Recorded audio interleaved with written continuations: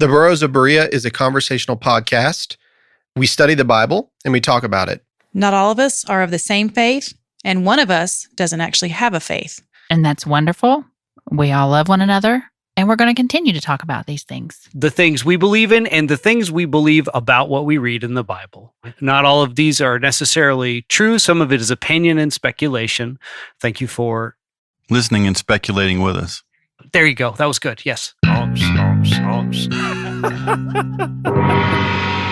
You are listening to the Burrows of Berea. Hey everyone, this is Andy. Just a heads up that in this podcast there are discussions of rape, suicide, and it may not be appropriate for all audiences. All right, well, welcome back to the Burrows of Berea. I am Rick Welch, and to my left is my wife, Holly. Hello. And it's not a holiday edition. Nope. How about that? Straight out of Compton, Ralph Hicks. Represent. Ba, ba, ba, ba-da! Cherry the Annihilator Lewis. Hello. Across the church, across Berean Bible Church, Rocket Man, Andy Bishop. And special guest today, an alternate, sitting in, Rick Eye Candy Carter. Yeah.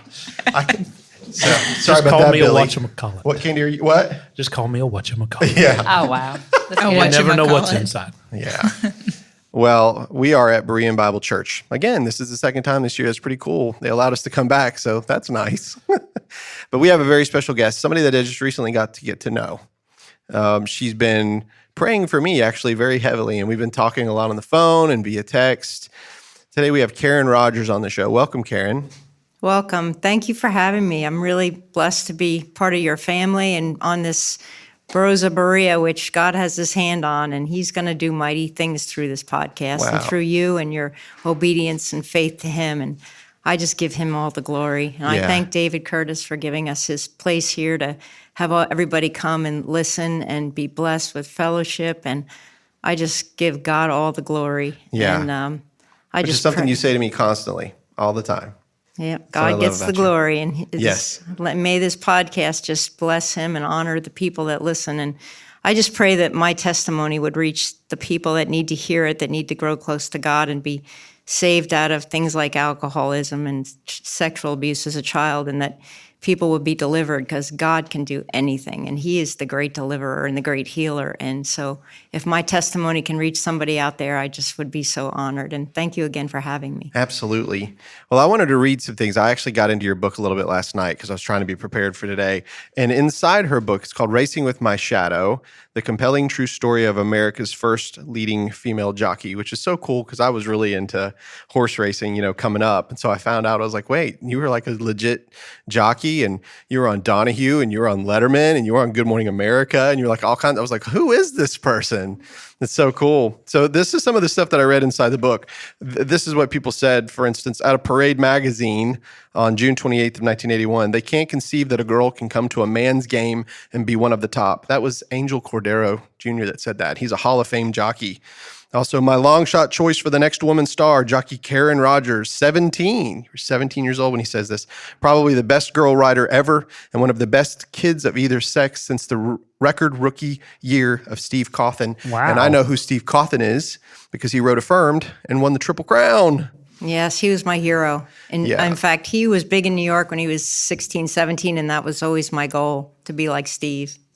Yeah, I mean, and I learned what a bug was that out of this book, but it says here, Karen can come back and tell me things about the mounts I put her on, and a lot of bug boys can't do that. So I was like, when I first read it, I was like, what is that? Bug boys. She does the right thing too. She won't offer an opinion. She'll wait for me to ask. Smart little lady. J.J. Krupe, a leading New Jersey trainer. So what's a bug? Tell us what a bug is real quick. Well, when you start riding, you get an apprentice allowance, and they call it a bug because it's an asterisk by your name in the program. And when you start, you get 3 asterisks, which is a 10-pound bug, which means if a horse normally carries 120 pounds, if a trainer puts the bug rider on, the apprentice on, they get 10 pounds off their horse. So that's like an advantage. And after you win 5 races, your official bug year starts. So you have that apprentice allowance for a year from your 5th winter, and your bug goes down to 7 pounds, which is 2 stars, and you have that till your 35th winter. And then after your 35th winter, you go down to 5-pound bug, 1 star, and you have that for that whole year.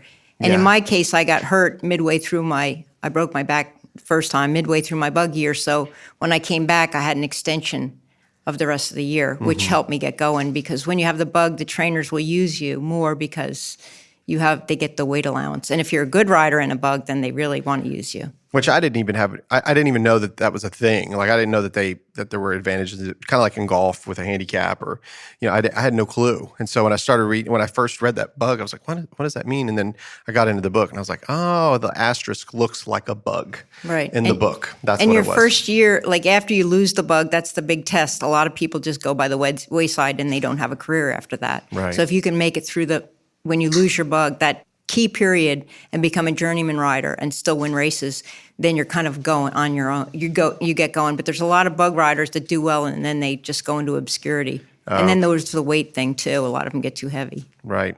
Well, the first thing that I ask every one of my guests is, can you tell me your earliest memory of when you heard the name Jesus Christ? Well, I grew up in a non-church family. I didn't hear much. I don't think I heard about Jesus at all. I didn't even know the Christmas story. And in fact, I heard from my mother recently that when I was little, people say, I said I was Jewish because we had Jewish neighbors. I didn't even know what it was. And so I thought that was kind of funny. And then when I was 9, we moved to horse country, and my mom met a man that became my stepfather. And he was a pedophile, basically. So, but anyway, my mom didn't know that, of course. But he would say he was an atheist. So I didn't really know religion. So I was at a friend's house, and she was talking about God or something, and she said, well, what are you? I said, I'm an atheist. And oh my gosh, I'm like, I'll never say that again, because that did not go well. So that's a bad word. Yeah. So really, I didn't hear the Christmas till I was 18, and I was riding, and I went back to my aunt's house in New Jersey for Christmas, and my sister, who had been seeking, my older sister, she had gone to Bible college. So she told me the Christmas story. And then she said, you really ought to pray to God. And I'm like, well, how do you do that? And she said, just talk to him like he's your best friend. And I said, well, I don't have a best friend, but I'll try, And then I went back to the track, and I started praying for winners. And the horses won, and I knew Jesus was with me. I mean, my mom's like, why do you tell that story? It's so crazy, but that's the way it happened. Yeah, we've discovered there's a lot of different ways that the Lord calls us, for sure. So why don't you take us back? So you've told us about that moment in your life. So let's go back. Let's go early. Like in the book, it sort of picks up when you're around 3 years old, when you first see, I think you are on a pony. Is that correct? Yeah, I started riding. My mom was always into horses, so I started riding. I was about 3, I guess. It was just part of life. It was like walking. I didn't think it was anything special or different. It was just, in fact, taking care of the horses was kind of a pain, but it was part of life. And your mom was into horses. Very into horses. That's why we moved to Bedminster, New Jersey. I changed the name in the book to Bridleton, but that's made up. But she moved to horse country where there was fox hunting, and Jackie Onassis used to hunt with John and Caroline used to hunt with us. I didn't know who they were, but it was really horse country. And Just Jackie Onassis, that's all it was. Yeah. No biggie. Yeah. So anyway, well, I was young, so Sure. but that's where she met my stepfather, and that's kind of when my life changed. Or I changed. Inside I changed, because he actually kind of targeted my mom, I guess, to get to me and my sister, but she didn't know that. And so yeah, he would say that he was my secret boyfriend, and he didn't love my mother, and he was grooming me for what would happen later. But he started about 9 years old. So that's when I really became aware. As a kid, you're not really aware of yourself. You're just kind of there and your parents. And then I really got like, what's wrong with me? I must be bad. And it really changed who I was. I noticed that a lot in the book, that you beat yourself up even from the very moment that this person began to groom you, you started taking that guilt on yourself, which is very common. That's common. That's how they do it. They get you to believe that you're the bad person. But you really beat yourself up a lot.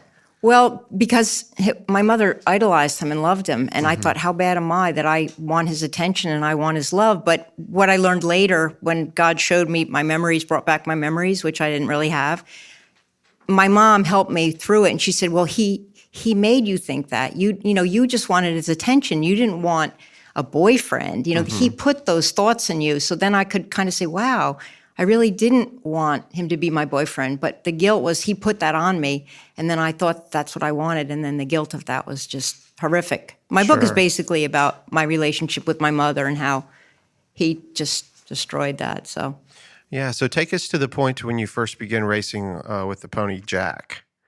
So my stepfather was a steeplechase race jockey, but I call him a show rider in the book. I had to change some identities a little bit, but he was training my pony, and it was our thing. It was like me and him, and he was going to make, maybe he groomed me to be a jockey. I like to think it was my idea, but I think he probably planted all those seeds, and it was going to be our thing, not my sister, so it was like special. So I started riding pony races when I was 11, and I just loved it. I loved the speed. I mean, horses to me, whatever. But the speed, I loved it, and I loved the competition of racing. In showing, it's subjective. I didn't like showing because it was subjective, whether you win or not, right? Somebody's opinion. But racing, you were either first, second, third. It was very clear, very black and white. There was and I would like to know things. I always like to understand things. And to me, that was so clear, and I loved the speed. So yeah, I wrote a bunch of pony races. We even had a pony race at the racetrack at Keystone. So, oh, really? Yeah, I took that out of the book. It was in my original. So it was very cool. So when you get into racing, now is your stepfather training you how to be a jockey? Is that what's going on? Or are you just riding and learning on your own when you first start? Well, he got me a racing saddle for my birthday, for my 12th birthday. We went into 5 saddlery at Belmont, and there was we're at Belmont Park, and we got my colors. I fixed my color, I picked out what my silks would be. So that was exciting. But I mean, he trained my pony when I would breeze him, gallop him, and had the whole program, and I was going to do it right. I was a perfectionist. So, but I was kind of escaping from what was going on at home I was going to be a good jockey. I was going to be a great jockey, and that would make me good. That would make me okay. In the book, I'm Karen the jockey, and the real me is bad. The bad me and Karen the jockey. Yeah. And this was like going on. My outside persona was very outgoing, but at home I was very withdrawn, and I didn't like myself. But I've learned that a lot of people that succeed in life are actually running away from something bad that happened to them. They have to prove themselves because they feel inside so bad. That's the drive. Right. I was so driven. So whenever you, of course, whenever I was first introduced to you, I saw you on Letterman, and I thought, wow. And then you told me, you're like, oh, I didn't even know who he was. So I was like, how is this even possible? No, I didn't. I was so into racing. I knew everything about racing. There's nothing I didn't know about racing. But outside of racing, I didn't know TV, actors, and nothing. Right. So when I was on, I didn't even like to go on shows. I was like, well, if you can do it on my day off, I'll come do it. Like it was not big for me. I didn't even know who he was. I'm like, I'll pencil you in, if you David can Letterman. have me on my day off, I'll come. And then when we were sitting in the waiting room, my mother's like, oh, that's Peter Ustinov. I had to memorize his name because I didn't know who Peter Ustinov was. So that didn't mean anything to me. But even Howard Cosell, when he would interview me, and you know why? He talks the way that he talks. Howard Cosell. Because he has a reader thing, and the words come out slowly. So That's so Karen, funny. female jockey, up, and he's reading it, and that's why he talks that way. And I'm like, oh, that. I always thought it was him, and it wasn't. No, he's reading the teleprompter. Look at that and it had little horsey go. Look at This is that. Howard Cosell. Yeah, That's he was, amazing. I love that. I know, I had no clue. And then he took me back in his limo. He said, "You're going to come in my limo," and he took me back and dropped off at his apartment, and then they took me back to Long Island. Yeah. So yeah, I met a lot of famous people, but I was on the dais with a bunch of famous sports people, and I'm like to Joe Namath, "Well, what do you do?" That didn't go over well either. So what do you do, buddy? I didn't know what anybody did. I just knew racing. I didn't even watch TV. But Yeah. anyway. So let's get right. Okay, so by this point, you're in magazines, you're in newspapers. People are talking about this young female jockey, and you're living a double life. You have this side of you that feels a tremendous amount of guilt. There's a sexual relationship with your stepfather that you don't want, but that continues to happen because he's threatening suicide. He's pulling all the stops out to try to keep you held. He's always trying to keep you to yourself. And I tell anybody in this room or anybody that's listening to this podcast, you've got to get this book, especially if you've ever been abused, to see how this works. The word grooming is one, but coaching is another. And it seems like this guy was really alienating you from all of your family, which is what they do, and then breaking you down little bit by little bit with the hope that he can get you all to himself. And you've got the whole world that's watching you. You're doing this amazing thing, but the title of the book, Racing with My Shadow, you really drive it home. I'm only on page 101, and I've already figured out why you've titled it this. Because you are literally, you're racing from yourself. You're creating this whole other persona. You're fighting. You talk about in your book that you'll like shoot the gap. Like you're going between horses that would be considered way too dangerous. That's why they thought, she's pretty good for a girl. But then they were like, wait a minute, she's pretty good because she was doing things that even men wouldn't do because you were somewhat suicidal. Well, my whole identity was a jockey, and I didn't care if I lived or died. I mean, I broke my back 4 times. People were like, how do you come back from that? That's to me, so wild to me. 4 times. Yeah. Yeah. Yeah, and the one time I died, I had a bad experience. I'll get into that, but Yeah, I definitely want to hear that. yeah, but it was like everything to me, and I blocked the other stuff out. Honestly, I blocked it out, and the only times I would come home and my mother was living with me, and my little sister, who was my stepfather's real daughter, but I couldn't even look at her. I would so she painted the cover of the book. You see me looking real serious. She always saw me serious and quiet and in my room. That's how she knew me. She thought your mom painted the cover of this. Yeah, that's my first stakes win at Belmont. Now, and that's something that I've noticed too, is that your mom was actually earning money as an artist. She was painting horses and doing things like that, and that's how she was making ends meet, right? Well, the stepfather wasn't really contributing to the family. No, he was blowing all the money. We had a farm and we had no money because I found out later he was blowing it on gambling and cocaine. But he was like a split personality. He was one person to my mother. He was one person to me. And he was, I believe he was sexually abused and trafficked. And so he was so messed up.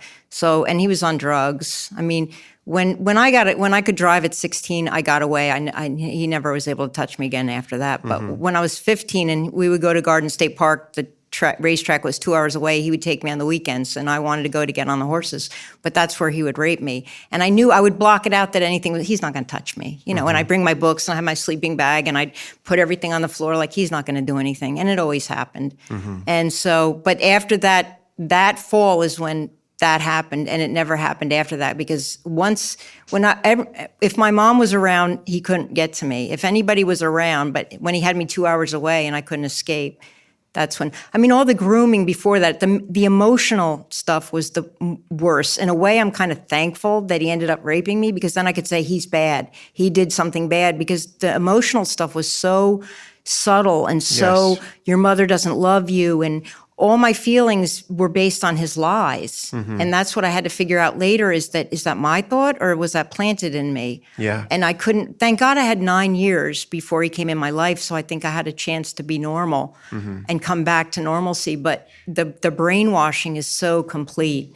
And I think he thought that I wouldn't make it as a jockey and he could control me. But he gave me my first 2 mounts. And after that, I was out of the barn and I didn't want any part of him. I used him as a springboard because nobody would have given me a mount. I looked like I was 10. Yeah, but to think about how unusual that is. I always, in my heart, I wonder how many people are out there trying to do the same thing, but they don't make it. And then what's going on, right? You weren't going to give up. You had a dream. You were going to get out of there. And it wasn't just because you want to be the greatest jockey. Sure, that was there, but you had this, subconscious thing that's just eating you alive. You've got to get out of there. And the only way out is getting these mounts and winning. Well, the thing is, it was good for a while, but eventually that stuff catches up to you. When I got in a relationship later, it all ended up unfolding. You can only suppress this stuff for so long, and you can only be successful, and none of that. And God is the one that will help you find out who you really are and help you unravel all the mess that's your life and all the lies. Because without God, I could have never remembered. I could have never written my book. I could have never made amends with my mother. Everything, it was God that allowed me to write, allowed me to remember, got the story, everything. I mean, all through everything, you look back and you see God's hand there, all along. So he was there all along, although I didn't know it. How long would you say it took you to reconcile with your mother? Well, when I started, what happened was I was after my crazy marriage to this man that was a lot like my stepfather. See, because when you're abused, or when my mother thought so much of him, not my father, but she idolized my stepfather. So my sister and I both thought we idolized him too. So that was our plant for that's who we're going to marry. She married somebody like my stepfather, and my husband was 13 years older than me, or 15 years older, like my stepfather. And I kept saying, he's not like my stepfather. He's not like my stepfather. He's successful. He's a pilot. He's a top trainer. And so I had to talk myself out of that was the attraction. But he was successful. I mean, he had the best stable in the country. And so, but eventually what happened was in my subconscious, and I figured this out when I was writing my story, I was attracted to somebody because I wanted him to fix what he was like my stepfather in my subconscious, and I wanted him to be the one to really love me. Because what happened was, with my stepfather, he used to say, you got to call me, I'll kill myself if you don't call me. And it was all a secret with my mother. And then he would come visit in New York, but he'd say he was coming to visit my little sister, his daughter, but then he'd ride in the car with me. And so it was always hiding everything. I was petrified. If my mother found out, I thought she will kill me, or I will kill myself. Because I played out what he said. He'd kill himself. I'll kill myself. So when she did find out, which was another thing, it was an act of God that she did find out, because we were in the jocks room. We had one car, and he would write me letters, and I would shred the letters and bury them in the bottom of the garbage at the jocks room. And so we were in the same car. So she was sitting in the front in the jocks room. I was in the back taking a shower. And what happened was I found out later when we were editing the book how she actually found the letter that was in the garbage. I thought she dug through the garbage, right? Because I didn't trust her. And my mother is a great person. Which would have been odd to dig through the garbage if you think about it. Kind of odd, right? We never talked about it till editing the book. And my book came out 27 years after I wrote it. It was 27 years before you really knew how she figured this out. Right. And this is please tell everybody how it happened. It's fascinating. Well, the little yellow garbage can, I would bury it in there, right under my food, everything I would put on top of it. So what happened was, when we were editing the book, she said, well, I just leaned over. I blew my nose and I leaned over, and I saw his handwriting on parts of the letter. And I'm like, what do you mean you just leaned over? The garbage can was on low. And she goes, no, it's right here. And I said, oh, it's the big garbage bin. At the track, they were wheeling around the big garbage bin and emptying all the garbage cans out. Yeah, and the garbage wow. man, he wheeled it in, he dumped it, and he left it there. Hers would have been in the last. Well, he would have tipped it over. And And it it was at the left it bottom. there. And it would Now have it's at ended the up on top. top. Yeah. That's amazing. And right And at she's eye level. blowing her off, and she saw his handwriting, Rug. That was If his that's name. not Providence, I don't know what is. And we found out, my mother became a believer editing my book because she saw God's hand. Wow. And everything. I mean, it was Wow. amazing. So after that letter, when she found it, when she confronted me, I came out. And remember, this is the biggest fear in my life, is if my mother finds out. She'll course. kill me or I'll kill myself. Right. So she didn't know anything about how he was. So anyway, when we got back home, she said, oh, I found this letter. And I just zoned out. Zoop, I was gone. I don't remember. She said, we talked all night. I don't remember any of it. I just zoned out. And I thought I would kill You went into myself. shock is what you did. You went into shock. But even that my ears started humming, I just was, and she said, don't you remember we talked all night? I said, nope, don't remember. And so I thought she's going to kill me or I'm going to kill myself. And I was like a robot. And then, but the next day I rode the Carter Handicap. It was a $100,000 race in New York. I just was like, just focus on this. Don't Yeah, deal didn't you with get it. like third place in that? Yep, I was Yeah, beat and like it's a that photo far. finish. Yep. Yeah, that was really cool. So, but I don't know then, how you did it. Knowing what you just talked about the night before, you're sleeping with your mother's husband against your will. well, we weren't sleeping together. He just Well, he was grooming you, and he was trying to grooming me. Yes. Yeah, and then And the he was only continuing time to the try to rape. tell you, "I love you, and I want to be with you, and Oh, not with yeah. your mother." And so he was. Oh yeah, So he wanted you, and this is your mother's husband, right. and she just finds out, and then the next day you're in that big race. Mm-hmm. and you just turned it off. I and could turned on Karen the I could jockey. block it. I could just turn off and on, block it Yeah. out. I think I'd rather be in the race. Right. I think that would probably, on some level, be a relief. You have an important thing to focus on. It's probably a gift for Yes. a day, anyways. You can't avoid it forever, but for a day, it's probably a gift for a day. That's a good point. What happened after your mother found out? Okay, so she got the phone and she picked up the phone and she handed it to me. And I thought, okay, now here comes a confession. Am I going to be killed? Like, I'm always thinking it's my fault. And I don't know what she wanted for him to apologize. And I just said, she knows. And I thought, okay, he's going to call me and say, are you okay? You said she knows to him. Yeah. On the phone. Yeah. She knows. And I don't remember much else, but I thought he's going to call me and see if I'm okay, if I'm going to kill myself. He's going to call me because he cares, because I was always worried about him, right? As much as I Yeah, there's a detested double-edged him. sword to this. Yeah. Like, Right, you but worry about the person that's actually damaging you. I mean, That's it's why weird, I would man. call him. I It would stop at a happens. pharmacy and call him from a payphone, like feeling guilty because he'll kill himself. Right. So The threat of death constantly. Oh, yeah, that's so awful. Such Isn't an it? awful manipulation. Yes. Especially to a child. Oh, my God, yes. I mean, but this is how she's raised. I She's can't raised even imagine. with the threat of suicide constantly. So she's calling him, making sure that he's okay, and he's the one that's abusing her. We laugh, mad. but we laugh because we don't know what to do right, with that. exactly. That's It's brutal. We don't know what to do yeah, with the it. emotional stuff was the worst by far. Physically, forget it. That's no problem. But emotionally, it was really bad. Especially that it was my mother.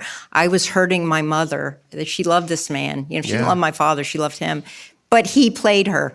Yeah. You know, and did everything she liked and wanted. So, but anyway, so after that, I thought, okay, he's going to call me. He's going to call the jocks room. He's going to write me a letter. Nothing. Zero. Zip. He went right for his daughter, who was 2. Started taking her on the weekends. no. Yeah. And so I'm like, okay, I know it's my fault, but at the same time, I know he's going to do things to her. And she would come home and she'd stick her tongue in the ear. All the things that he would do, she would mimic because she's 2 years old. She didn't know to hide it. And I was like telling my mom, you can't let him, but who am I to say? It's my fault. Who am I to say? But she's my sister. She's got to be protected. And he was taking her every weekend. And so, yeah, it was pretty terrible. And I saw all the signs. I mean, everything he did, she would do. And I was like, oh my God, you know, because she doesn't even know it's wrong to hide it. Yeah. So anyway, what happened was, when was this? So anyway, this went on a while. And then finally, I guess my future husband got involved with me and he would say, you can't let this man take her. I guess she was going with him till she was like 7 or 8. And so finally, my mother, you know, realized that she had to stop it. So she fought it in court. All this is not in my book because my sister's in denial. She's obese. She's got so many issues.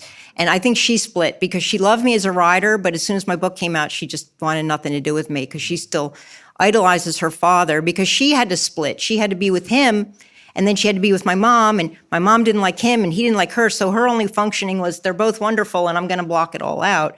So that's how she dealt. So anyway, so she was fighting it in the courts, and the psychiatrist took his side and said he was a changed man. He's sorry. He admitted he did underage what he did to me, and they didn't call the police. I thought it was strange that the police had said you might as well not go after him because it's actually going to make it harder on you. Talking about you, Karen Rogers. They don't do that today, by the way. No, I was going to say, we figured even this 30, out. We figured even out how 30 it works. years ago. Yeah. Even 30 years ago, it would, depending on the case, but they would treat this stuff differently. Even They would 30 just years sweep ago. it under the rug, and they say this is better for the victim Under the rug, to yeah. not. Right. Well, what happened was my mom took it to court, and I was the leading writer at Monmouth at the time, and I was all over the papers. And so the lawyer said, "You're never going to win. It's his word against hers, and she's going to be dragged through the mud, and then she's going to be worse." I'm thinking I'm going to go to jail. Yeah, I'm she's gonna be I'm dragged thinking through I'm the on mud. trial. Right. I'm sitting there at the lawyers like I didn't want to go, and I'm sitting there and I'm zoned out like they're going to put me in jail. Yeah. That's the way I was thinking. And my mom was trying to get justice, and I'm thinking she's going to put me in jail. When about was this, just for reference, approximately? What? What How about old? what year? She found out in 1980. Okay, yeah, just checking. Yeah. So Yeah, when she's at the height of her, like she's all over the news and in the papers. And the worst thing was when my grandmother, my sister obviously knew and nobody talked about it, which made me more of a criminal. Mm-hmm. Oh, when somebody murders, nobody talks about it. But if you were in a car accident, oh, how are you? Are you okay? No, everybody knew silence, Mm-hmm. which made me more the guilty one. Yeah, the a lot one of times that, the the bad one. silence is because they don't know what to say, but then we and our brains turn it into something that it's not, which you even said that in your book too. You talked about how the things that your mom, when she didn't say things, that would add more guilt to you because you thought she was disappointed. And at the time she was trying to leave you alone because she didn't know how to handle what Everything to do. she did, I turned around that she hated me. Everything. Because that's how I was brainwashed to believe. And I knew she loved me. And this was my problem. I knew she loved me and I knew she hated me, which is true. I couldn't come to terms with that. Yeah. I couldn't come to terms with that. And it wasn't until, okay, so what happened was, I should get into, I'll get back to like with God at Christmas, that's when I knew about Jesus and I started praying. And then about 8 months later, I had a spill. I'm backtracking, but I had a spill at Saratoga. And my head was under the sand, and I guess the track vet came running across because the people watch on the backside of Saratoga, and he pulled my head up out. I don't remember any of this. But in the first aid room, that's where I died because I was going up, and I saw myself down on the stretcher, and there was 2 doctors over me, and I was wearing all white, and my arm was up over my head because my shoulder had been dislocated. My mouth had been, like, jammed into the track, and my knee, everything. But I'm going up and back, and I'm going, I must be dying because I'm down there. Wow. I mean, my body's down there and I'm up here. It's like registered that I'm dying. And the weird thing was, and I saw there was nurses in the back around this big oak desk and they weren't paying attention to me. And my only thought was, and I was going up, up, up, up. And then I stopped going up slowly. And I was about the size of a pencil when I stopped. And I thought I was between the wall and the ceiling. I thought I was on the corner because I stopped. And I thought, if I turn, I'm going to go. I'm going to go. And I wanted to turn. I was like, I want to go. I want to turn. But I thought if I turn, I won't get back. And I got to go back and say, I'm sorry to my mother for ruining her life. I didn't think about the horses, nothing. My whole world here in the flesh was racing and winning. Yeah. When I was out of my body, it was about who you love. It's about my mother, making things right. I did not think about horses. You're so free when you're out of your body. You're completely free, and you're who you are, and your love is all that matters. Man, who can set me free from the body of this death? Right. So understood that. I focused. I said, if I focus on my body, maybe I'll get back because I can go another time. And I don't know if God sent me back or if I wanted to go back, but I did choose to go back. Anyway, I woke up in the ambulance and then I was in the ICU. And I was thinking, when I woke up, like I was in the ICU for a few days. And when I woke up and my mom came in the room, I'm like, where have you been? She said, I've been here all along. It's like I needed her, but I didn't want to need her. So then I started to cry because I knew I wasn't going to see her again. And it's like I remembered the memory. And then I don't know what I said to her. Like, I don't know what I said to her, but I didn't make it right. I didn't do what I said I was going to come back to do. How long did it take you to make it right with your mom? It took, so I continued racing, and then I developed late. I didn't get my period till I was 21. So even though I was in the jocks room, I was like a little kid. I was like their sister, which I felt very good about. I didn't want to develop because I didn't want it to be my fault. If I was a woman, what happened was my fault. I asked for it, right? Mm-hmm. So I didn't want to grow. So when I finally did, I was already a jockey and I was already established. So it didn't feel like such a threat, like, oh, you're going to sleep with someone for mounts, because that's what I did with my stepfather in my mind. Right. Those 2 mounts is like, I did that. And so the guilt, I would never, ever want to sleep with a trainer. And by saying, and we have to remember, not everybody knows racing, like, and maybe for the audience, when she says sleeping for somebody for the mounts, it means the horse that you're going to get to ride. It's very, very competitive between jockeys, and you might ride 4 to 9 times in a day, depending if you are a higher up jockey. Then again, a trainer may not allow you to get on his horse, right? Or if it's a certain time of season, you have better jockeys that come in at the summertime. And so then you're fighting really hard. So they're saying, oh, the only way that she got on that horse is because she slept with who? Right. And a lot of the girls right? after me were doing that, which was like, ugh, like you're ruining it. You're ruining it. Yeah. You know, how can you do that? But I had such an aversion to it because of my stepfather. Mm-hmm. And I didn't trust trainers. I was never staying in a barn long. I always had to have somebody else in the barn with me. But the jockeys, I felt like they were my brothers. They were like my friends because I was in the room with them.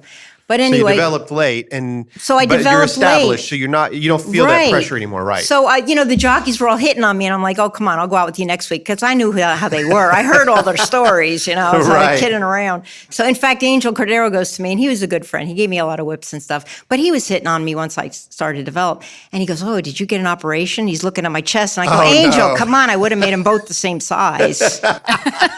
And he's like, oh, so, but that's the way we kidded. We kidded about all that stuff. You're like one of the guys. Yeah, and I didn't care, So anyway, I did date one jockey, but we were just like when we were 16, we were both 16, and it was just like high school Is sweethearts. that the one that was like diving in the pool? David, yeah. Ashcroft? Ashcroft, yep. And he used to tell me, you got to quit riding, you keep breaking your back. And I said, what about you? You take the same risk. I never get hurt. Well, 2 months after we broke up, he went down a spill at Calder and broke his neck, and he's a quadriplegic to this day. It's unbelievable. Broken necks and backs, very, very, very common. It was a very interesting story, though, to talk about him before that accident. Whenever she's at the pool. Was this in Florida? Monmouth had a pool. Monmouth was in Monmouth. So this New was Jersey. in New Jersey.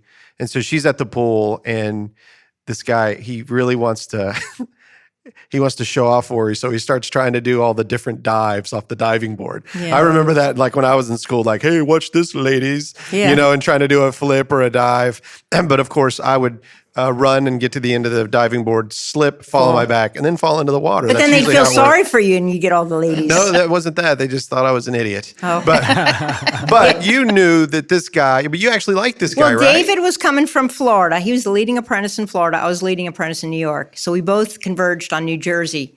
I decided to go back to New Jersey because I was going to lose my bug, and I didn't want to lose it in New York, but I did want to make it New York. So that's when I had the accident, broke my back, and ended up in New York with the bug, which was a God thing again. Does everybody understand what a bug is? Aha, that's why I touched on it at the So beginning. that was a God thing again. Nature. But Yep. so David and I were both leading apprentices from other places, That's and then we right. came there, and then of course I was beating him by like 20 wins. I was way ahead, and he used to call me Roger. Hey Raj, he used to call me, hey Raj, And then when we were going out, I was Crispy Critter.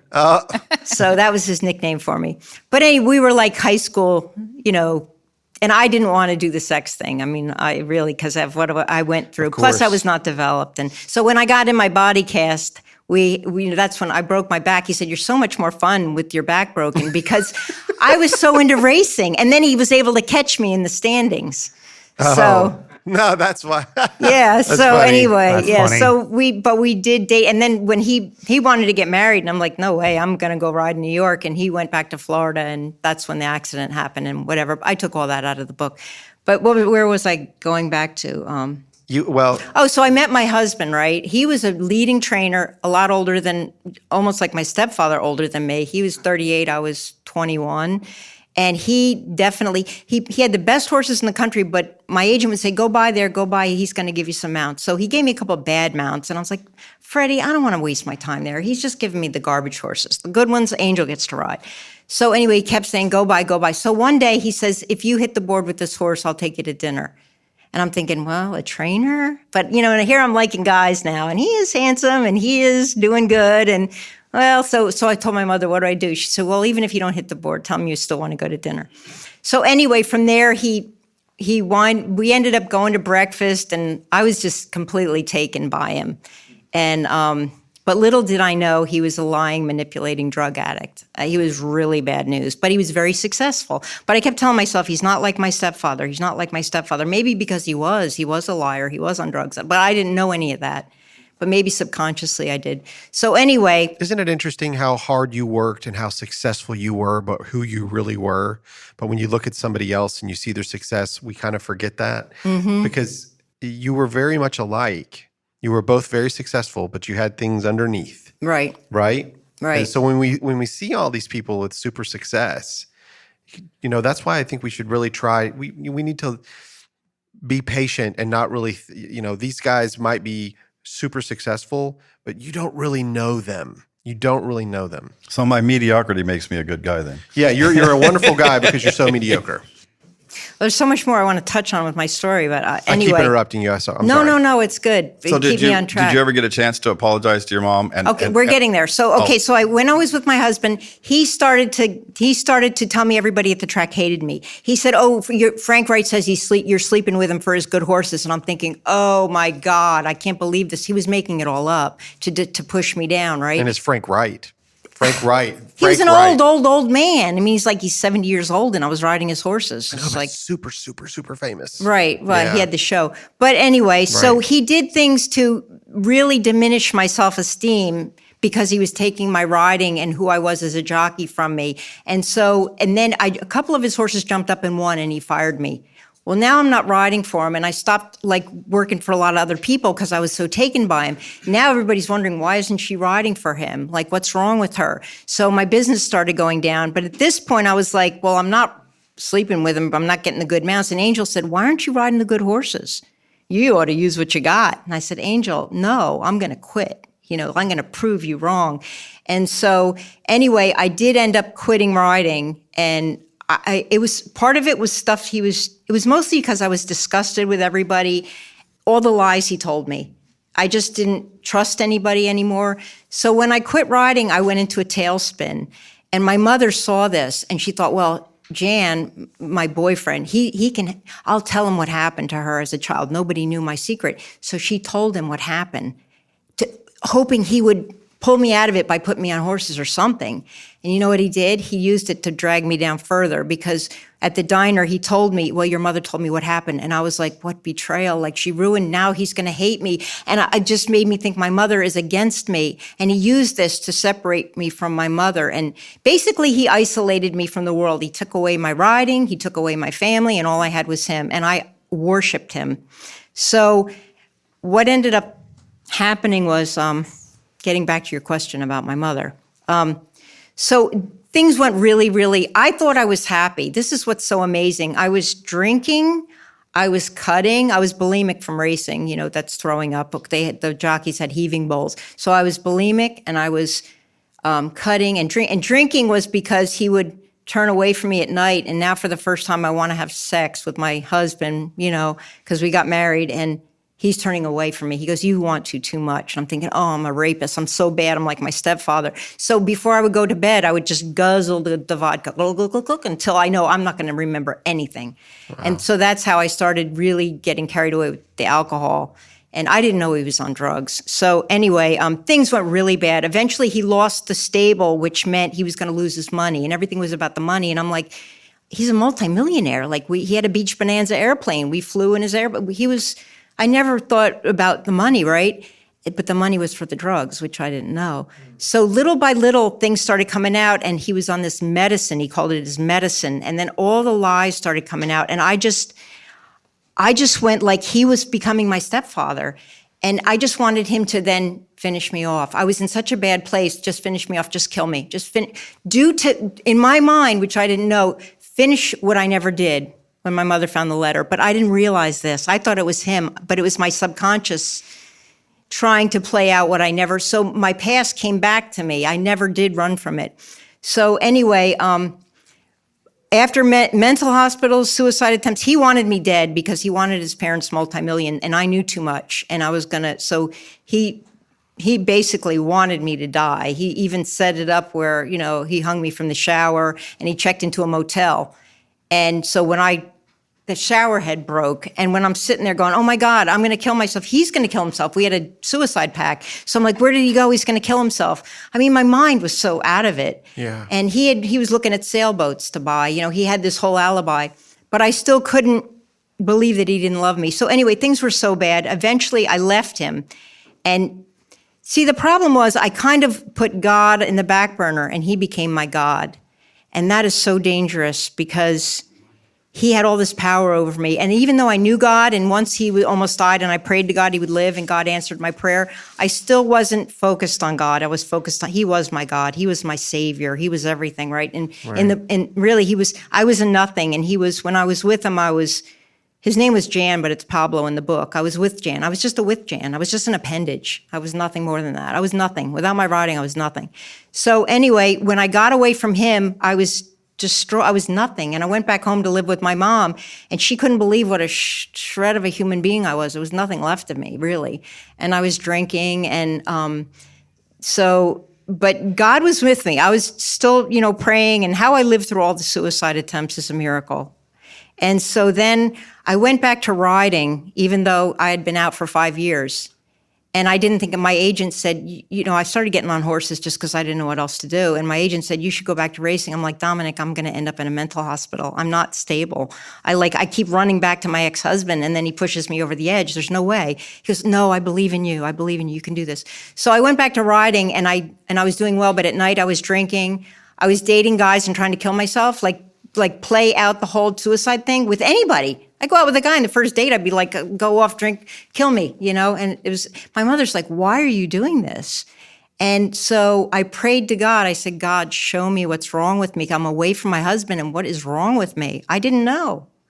And so in the jocks room, there was an article, Sports Illustrated article, and I prayed, show me what's wrong with me. I really didn't know. And I opened up the Sports Illustrated article, and it was an article about Robbie Davis, another jockey. Well, Robbie had been in about a year before, he was in a race at Belmont, and his horse ran over Mike Venezia and killed him, another rider. And he ran and hid in the broom closet, and he was like, he reacted very different than everyone else.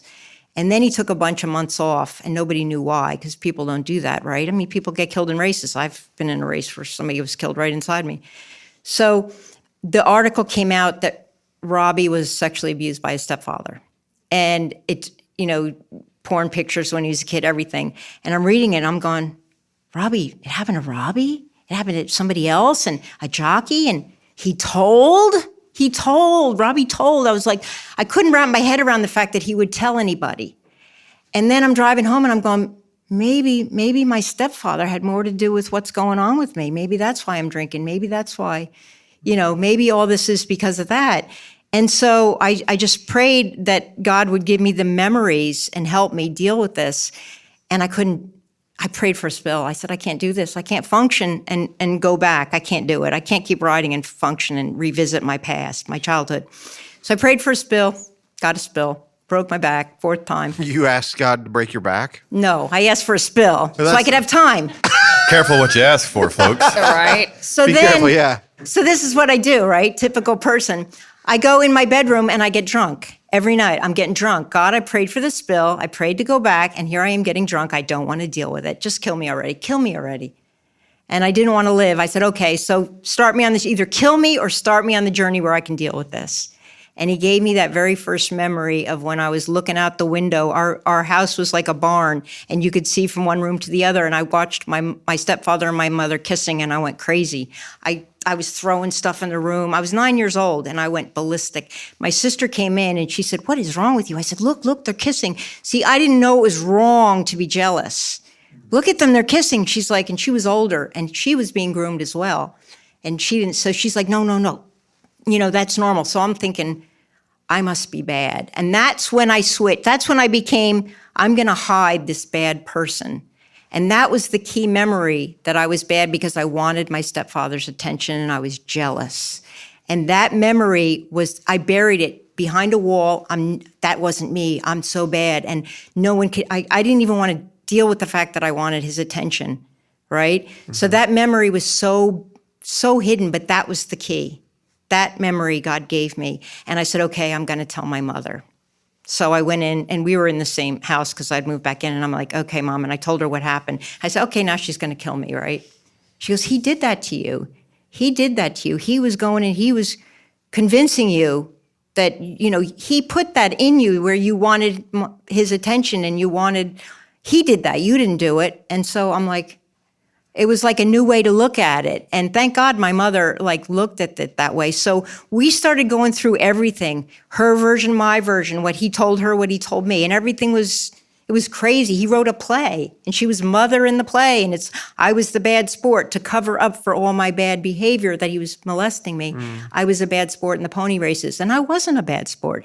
And I'm reading this play, and I'm going, what? He wrote this? What a monster. So anyway, we put together what started as my book, and it wasn't going to be a book. And so God was giving me the memories, and then my back was put in therapy because it was dislocated and broken. So I was like, I'll go back and ride again because I was feeling better, but I was still drinking. And so before I went back to ride, I was out 9 months, and I stopped at the point of my out-of-body experience because I didn't know. Maybe I didn't die. Maybe they drugged me. People are like, oh, you were given drugs, this and that. And I'm like, no, I know what I experienced. So I stopped the book right there. And I went back. Before I went back to riding, I was still drinking. And I'm like, God, I can't stop drinking. I could stop for a week. I could stop for a month, but I always go back. I said, I can't do that. I finally got to the point where I said, God, I cannot do this. I can't do it, but you can. I said, take away my desire for alcohol. Just take it away. You do it. I know you can do it. I'm done. And it was gone 32 years ago. Never wanted another drink. Wow. Because I had faith he could do it, and I gave it to him. I didn't take it back. I said, it's yours, do it. So I went back to racing, and lo and behold, within 5 months, we were at Saratoga again, and I had a spill in the same spot. And You didn't ask for that one, though, right? No, but it was an answer to prayer because I had left my book at that spot, right? Yeah. So I went down on the race, and my agent's running across the infield, jumping over the hedge to see if I'm okay, because it was a pickup mount that he got me, and he felt bad. But he knew about my antibody experience. I had drawn everything for him. So I'm like, Dominic, and all the jocks that fell were all in the ambulance. I'm like, Dominic, maybe I can find out what happened when I died here 9 years ago. So we go into the first aid room, and I tell the doctor, 9 years ago I had a spill here, and I died. And he goes, yeah, I was the doctor. And I'm like, okay. He goes, yeah, we lost you. You died. Okay, show me the room. It was a big room, and there was a nurse in the back. And he goes, so he shows me the room, and it's a tiny little room. And I said, no, this isn't what it looked like. It was a big room. This is where you were. I said, my arm was up over my head. He said, yeah, your shoulder was dislocated. Before we put it in, that's when we lost you. So I said, well, this is not making any sense. So then he walked away to attend to the other riders. And I was like, I had to be in one of those other big rooms, not this little room. And I said, there was this desk. So there was a little tin desk in the front, which I was in before they put me in the ambulance, but my arm was back in. So I'm like, Dominic, I never should have come back here because now it's not making any sense to me. So I push open the door to the room next to the little room, and there's the oak desk. There's the desk I saw. I'm like, that's the desk. They moved it from the big room into here. And so I asked the doctor, he said, no, this is the nurse's station. And I'm going, yeah, there was nurses around the desk. And he said, this has been here since the track was built. So I looked and I said, wait a minute, it lines up. I said, there was no wall there. There was one big, he said, no, there was a wall. So then I look up at the ceiling, which was very low, and I realized I wasn't on the ceiling because I was the size of a pencil. I was way, way up high. And so I saw the two rooms as one, and that's why the nurses were not paying attention to me. So I saw the whole thing, but it was different than what I expected. And then my agent and I ran upstairs, and it was the bedding windows above the first aid. So I was like, well, I wasn't here. So I believe I was just about to cross over dimensions, and I was allowed to see down into it. So I'm like, now I can write my book. Now I can finish my book. Now I need another spill.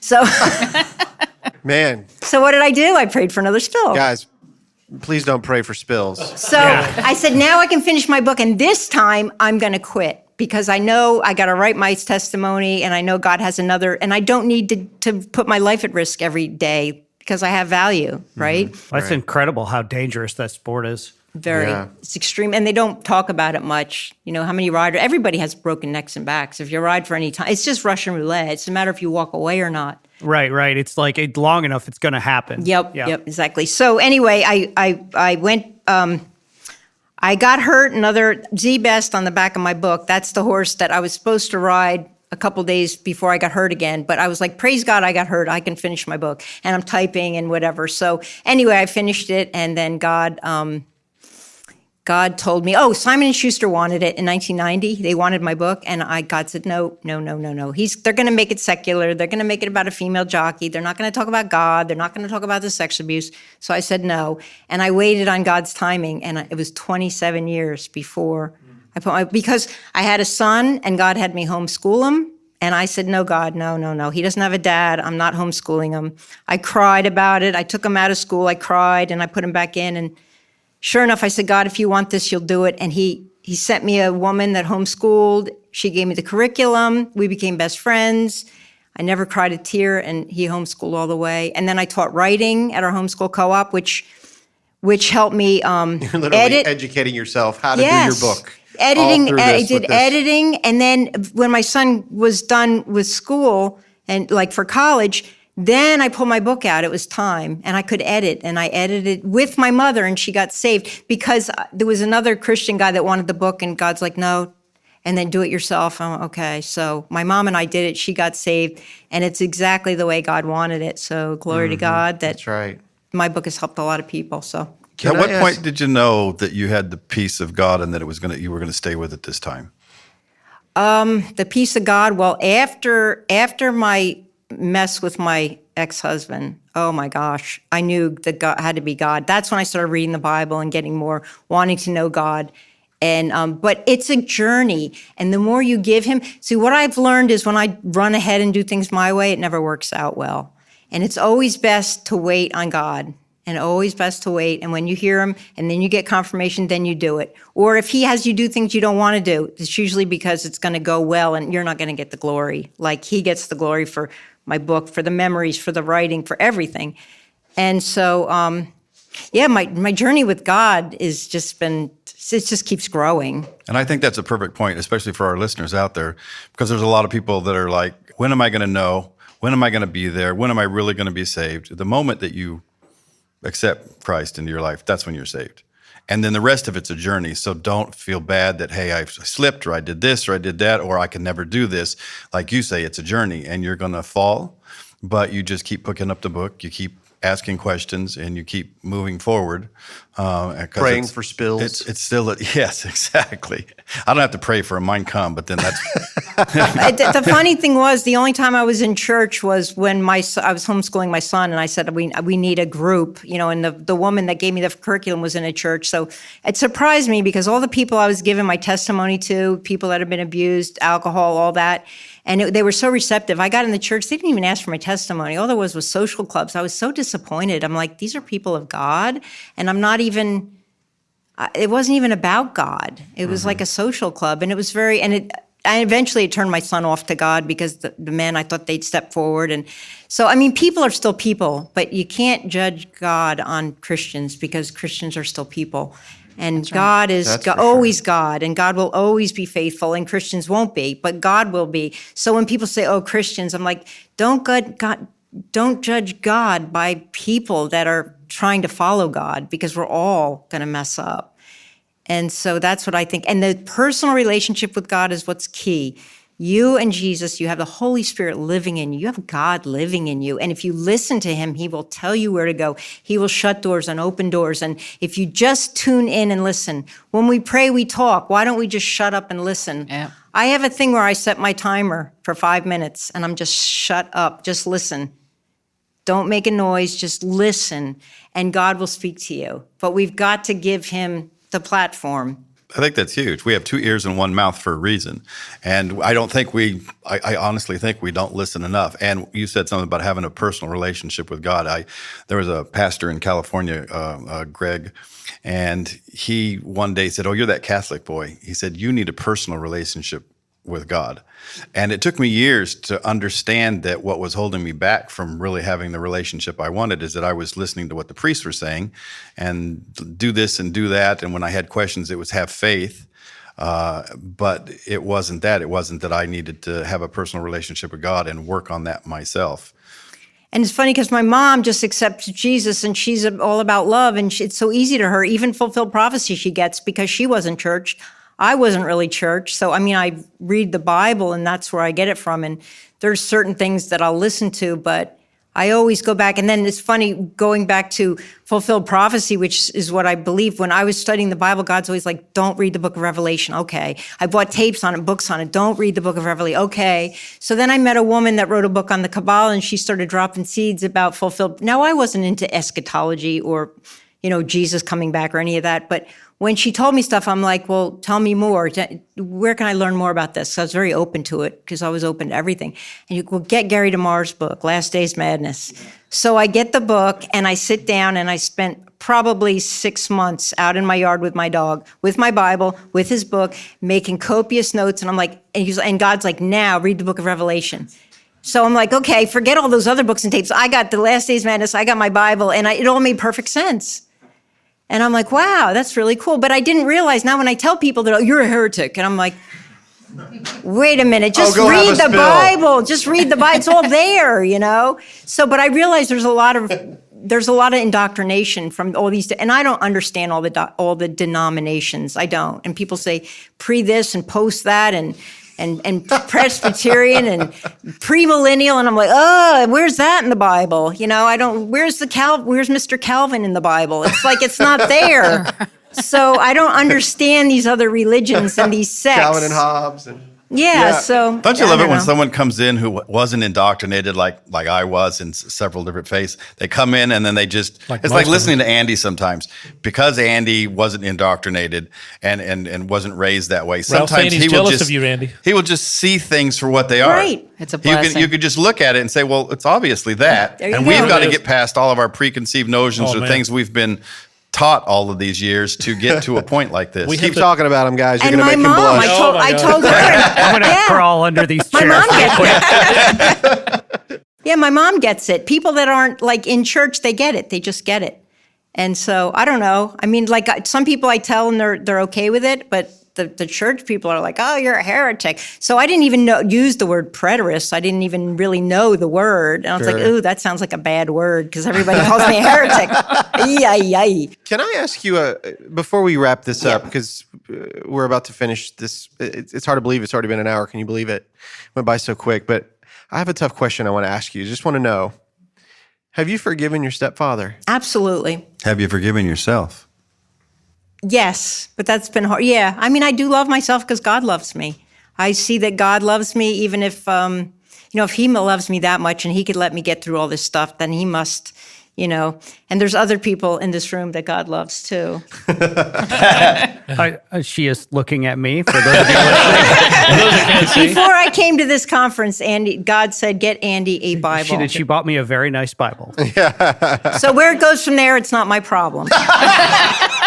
And who was Yeah, it? but between Andy, you and I know God. you have it now. That's between you and God. And right? who was it that had reviewed that Bible that you purchased? Oh, Andy. Yeah, I'm like, God, show me which Bible to get. And there was all kinds of Bibles. And then there was one 700 reviews. There's one, the one that I got was basically just printed recently. It was the perfect size. It was NASB, which I love. It had the references. It had the red letters of Jesus. I'm like, okay, now. And I look at the reviews. Who reviewed it? Andy.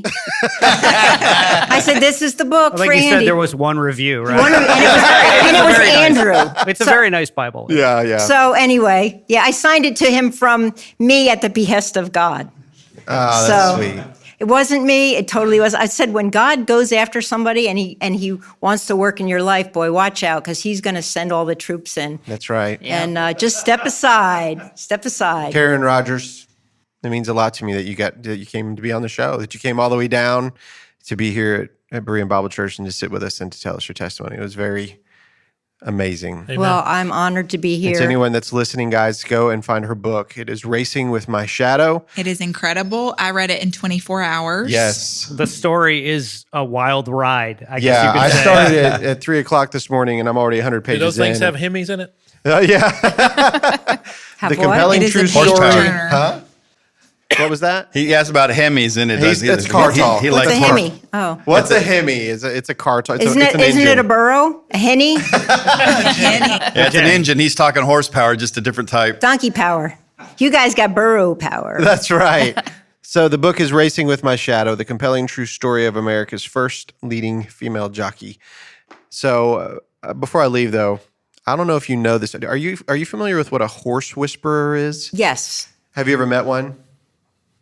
I was one. No, I'm kidding. No. It's yeah, I've heard of that, but I think certain people do have a relationship with horses. and- I'm a horse whisperer. You are? Yes. Oh, that's so cool. Oh, God. And so let me show you how you do it. You ready? This is how you do it. You walk up to the horse and you get really close to its ear and you go, You're a donkey whisperer. You're a burro man. yeah, I know you. He's a donkey, all right. yeah. Y'all knew the joke was coming. I won't use the other word Really for showed a my donkey. donkey. And we're Here at still church. waiting for the joke. So that makes all your women Jennies. That's right. Good one, Karen, Ralph. thank you for being on the show. Yeah, it was amazing. That Holly, Yeah. Wow, what a Ralph, crazy Cherry. life. Thanks I for wish- opening yourself Rick. up to us and to our audience, and letting them know that there's a place for everyone in God. this world. Everyone. Yeah. God There's- loves everybody. Absolutely. He's after hearts. And when it's the right time, he sends in the people and he sends the things and he does everything to wake somebody up because he is after hearts. And it's just, we've got to keep that in mind as we walk through life, because when you're in this flesh, it's very easy to get distracted. It's so much better to be out of your body. Trust me. But while we're here, we have a job to do for God, and that's to give him, he died for us. We got to live for him. We've got to be his hands and feet. And To love one another. So, and love is it. I mean, that's how people know they see Jesus. They see the love of God, and if we can love them into the kingdom, that's the way to go. So I'm very blessed to be in this special church here that David runs, and with Rick, because God has his hand on this podcast and on your life, and everybody here. God loves you all, and he's after you. So just listen to him. That's all I can say. Well, we will talk to you guys next time on the Burrows of Berea. Peace.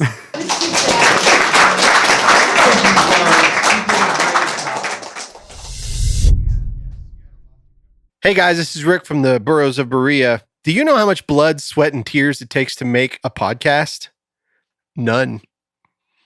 But that doesn't mean that it doesn't cost a lot. And so if you guys don't mind, if anybody would like to give to help us with these episodes, it would be great. We'll put out even more content. And if you go to our Patreon page, just search for the Burrows of Berea, you'll get extra notes, extra episodes, and it's pretty much free. $1 gets you a lot. Thanks, guys. I think I don't need to say this on the mic, but I'm saying this for you. Is it too late to add one to that reservation? No. Yeah, I guess I'll stay. Okay. Yay! Take a bow, Andy. But don't clap until you see what I have in store. Yeah, wait. Oh, good. Thank you. Yeah. Are we rolling? Yeah.